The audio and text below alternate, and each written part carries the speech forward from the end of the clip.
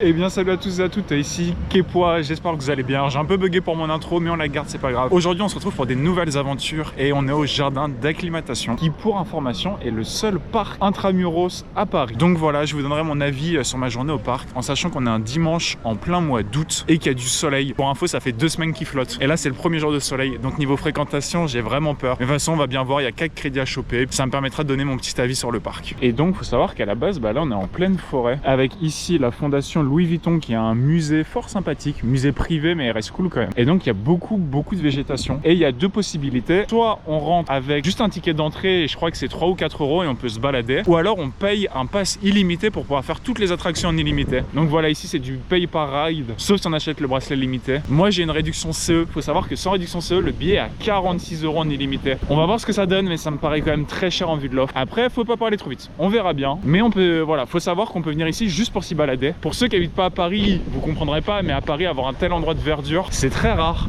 et donc c'est très bien. Et regardez, il y a les premiers animaux ici. Et là je suis dans une zone du parc, j'ai commencé par la gauche, c'est complètement vide, il y a vraiment personne. Il y a les petites bêtes, elles vivent leur vie, elles mangent. Bah bon appétit hein. Et là, si mon sens d'orientation est pas trop mal, je l'espère, je croise les doigts, je me dirige vers le Fils du Dragon, qui est un coaster qui vient d'arriver et qui remplace le Dragon chinois, qui était le plus vieux coaster de France, qui était un coaster de chez Soké, et il a été délocalisé, si mes souvenirs sont bons, pas encore, mais il est fermé, on peut plus le faire. Et du coup, ils ont rajouté le Fils du Dragon, qui est une petite pomme, pour permettre de compléter l'offre du parc. Et donc voilà le plan du parc. Moi, je suis rentré par ici et j'ai fait toute la partie en bas par là. Et après, je remonterai par la partie du haut où il y a le plus d'attractions. Et donc, je pense que là, il y aura le plus de monde. Et donc nous voilà à notre premier arrêt avec cette chère pomme, le Fils du Dragon, comme je vous expliquais. Il n'y a pas l'air d'avoir trop de monde, je pense que je vais attendre 1 ou 2 wagons max. Donc on va y aller pour le premier crédit de cette journée. Bon, est-ce que j'ai vraiment besoin de m'épiloguer sur ce que je viens de vivre hein? C'est une pomme, voilà, comme d'habitude. Et là, regardez, il y a le Dragon chinois qui est le Soké de 1987 qui est malheureusement fermé. Mais au moins j'aurais pu le voir.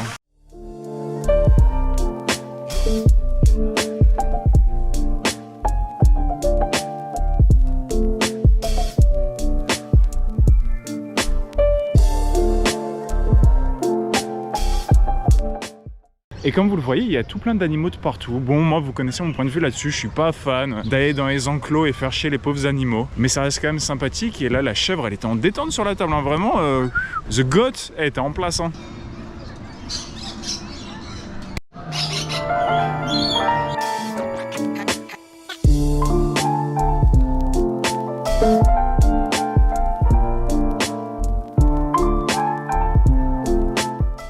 Et je sors de la machine à vapeur qui est le deuxième crédit du parc. Et bah ce truc est vachement fun, ça paye pas de mine mais ça accélère et on se fait valdinguer avec les forces latérales, c'est bien rigolo. Et à la sortie du tunnel il y a une petite bosse et j'avoue que j'ai pris un petit airtime sur le deuxième tour où ça accélère. Donc ça casse pas 3 pattes à un canard mais c'est quand même fun. Bon du coup je vous récupère, il s'est passé pas mal de trucs. J'ai fait la spinning wall mouse, c'était pas dingue. Vraiment je pense à un modèle custom mais il n'y a pas de vitesse, ça spinne pas beaucoup. Le fait que ça spinne pas beaucoup, moi ça m'est arrangé mais du coup ça fait de lui un mauvais spinning. Après j'ai fait Speed Rocket, la gare est magnifique, le coaster est vraiment bon pour du familial, c'est génial. Et en plus c'est bien thématisé, il y a des petits passages, il y a une petite prise de vitesse, un peu de G+, un peu de G-.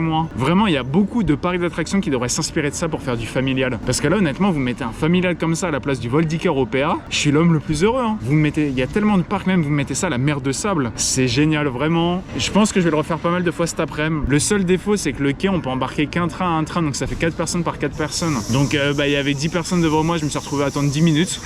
Donc ça a vraiment pas un débit fou mais c'est super sympa. Et là je me suis mis à un café juste à côté de Speed Rocket où j'ai pris un croque-monsieur, un maxi cookie et un Eco Cup en souvenir, j'ai payé 14 euros. Donc je vous dirai après ce que j'en pense et est-ce que ça vaut 14 euros ou pas. Mais voilà, donc là je vais manger un coup. J'ai chopé les 4 crédits, il me reste le Dark Ride. Je sais qu'il y a une petite balade en bateau sympa et il y a des jeux de fête foraine auxquels j'ai accès gratuitement avec mon bracelet. Donc croyez-moi bien que je vais rentabiliser jusqu'au bout. Du coup je ressors de manger, je suis allé comme je vous l'ai dit au café en face des Speed Rocket. C'était pas hyper copieux mais franchement c'était bon, j'ai bien mangé, c'était vraiment bon. Et en deuxième info, je suis allé faire le Kinétorium qui est juste à côté et qui est le dark ride interactif du parc avec un pré-show. Et après quand vous arrivez dans la salle vous essayez sur une sorte de selle et je vais pas vous spoil l'histoire mais vous devez tirer un peu comme à la Popcorn Revenge, sauf que là il y a une seule scène et c'est hyper bien fait parce que du coup votre siège bouge en avant, en arrière, un peu style cinéma 4D. Et pour le parc, je suis choqué, le pré-show est génial, la salle du pré-show est magnifique et c'est fun. Il y a une compète, j'ai fini 3e 12e, j'ai fait 67 000, 69 000. La deuxième a fait 70 000 et le premier a fait 80 000. Croyez-moi, vous commencez à connaître ma mentalité. Je veux pas prouver que je suis le plus fort. Je veux prouver que tous les autres sont moins bons que moi. J'attends que mes doigts se reposent parce que mon doigt est mort et j'y retourne. Je vais finir premier, je vous le dis. Le parc ferme à 19 h, il est 13 h 30. Je ne repars pas d'ici le temps que j'ai pas fini premier. Il faut que je prouve que les autres sont moins bons que moi.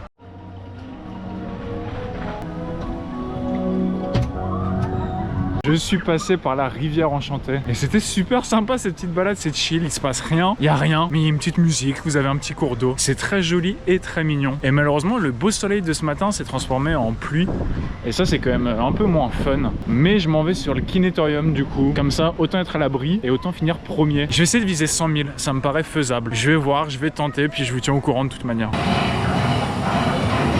Et voilà, objectif réussi, j'ai fait 109 000. J'ai fini premier. Le deuxième et troisième étaient à 70 000 et des patates.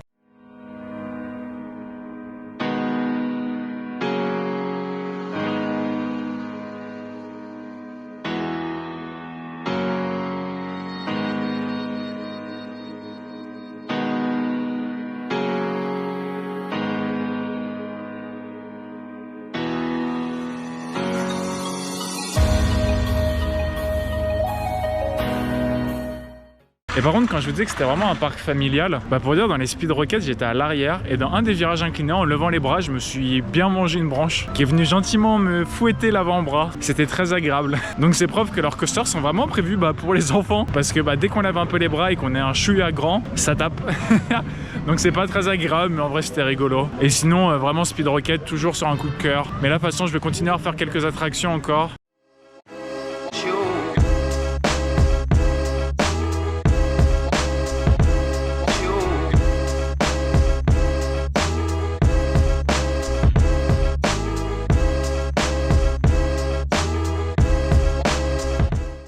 Et voilà, là j'ai fini ma journée, j'ai refait Speed Rocket, j'ai fait le kinétarium 2 fois, j'ai gagné les 2 fois avec environ 80 000. J'ai pas réussi à retourner à 100 000, je commence à avoir trop mal aux doigts. Et j'ai fini par Rafting Adventure qui est un petit truc en VR. Ça casse pas 3 pattes à un canard et le problème c'est que la VR ça a la méchante habitude de me donner mal à la tête. Donc franchement c'était pas dingue, honnêtement, pour être tout à fait franc. Et en plus j'étais grand donc je touchais le sol. Donc autant vous dire que niveau immersion, quand vous êtes censé être dans un rafting et que vous touchez le sol, c'est pas dingue. Je m'en vais sur un dernier tour de la rivière enchantée pour vous faire un petit débrief tranquillou. Alors, je vais y aller point par point pour simplifier. En termes de parc botanique, c'est génial. Il y a tellement de verdure, c'est tellement beau. Et en sachant que c'est dans Paris, ça fait tellement plaisir d'avoir ça. Vraiment, et l'entrée à 7 €. Je trouve ça un chouïa cher, mais on est à Paris, ils se font trop plaisir. Vraiment, on est des vaches à aller vraiment s'abuser. Après, en termes de parc d'attractions, honnêtement, je trouve ça léger, vraiment. Il y a Speed Rocket qui est vraiment cool. Gerstlauer a encore prouvé qu'il était trop fort dans les family coasters. Genre vraiment, c'est superbe. Je me suis éclaté dedans, mais là il y a un peu plus de monde, il y a un petit 15 minutes d'attente, donc je vous dis honnêtement j'ai pas envie, j'en ai assez profité tout à l'heure. Et sinon après il y a le kinétorium qui est absolument dingue, ça c'est génial, je trouve ça vraiment fun. Après c'est encore un défaut sur le Dark Ride, c'est qu'on est que face à un écran, mais par rapport à la taille du parc je suis assez étonné qu'ils aient ça. Il y a la petite tour de chute qui est rigolote, les machines à vapeur qui sont marrantes avec les jets latéraux, mais ça va pas bien plus loin. À part ça il y a rien d'autre, il y a que des petits gerbotron de fête foraine quoi. Voilà, malheureusement je trouve l'offre un peu légère quoi. Là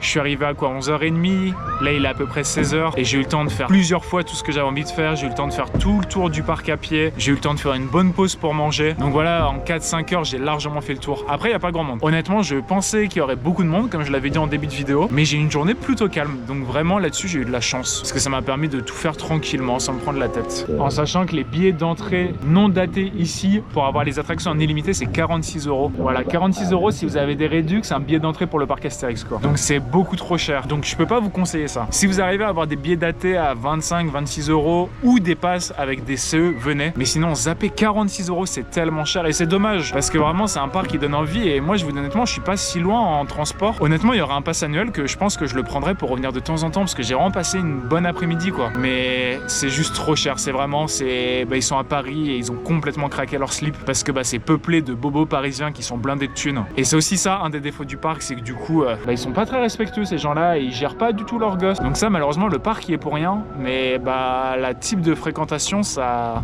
nuit un peu parce que quand on se fait doubler, bousculer et que bah c'est normal, tout se passe bien, c'est un peu dérangeant. Mais sinon, j'aurais vraiment passé une bonne journée, je me serais vraiment bien amusé. Puis ça fait +4, donc ça c'est cool. Donc voilà, en tout cas, moi je vous dis à la prochaine. C'était Kepoa pour vous servir. Et moi je vous dis à bientôt pour de nouvelles aventures. Et les nouvelles aventures, normalement ça risque d'être très lourd, donc restez connectés. Et juste pour revenir sur le Kinétorium, j'aimerais faire un big up à l'opérateur sur qui je suis tombé 3 fois de suite. Il était trop gentil, on a pu discuter et rigoler ensemble. Franchement, big up à toi. Je pense que tu verras jamais cette vidéo, mais big up. Parce que quel plaisir d'avoir des opérateurs gentils qui rigolent. Enfin vraiment là c'était un bonheur. Donc merci. En plus on a pu parler, échanger, et il m'a donné quelques conseils, on a pu rigoler, c'était vachement cool. Donc vraiment ça fait plaisir quand on croise des gens comme ça dans les parcs.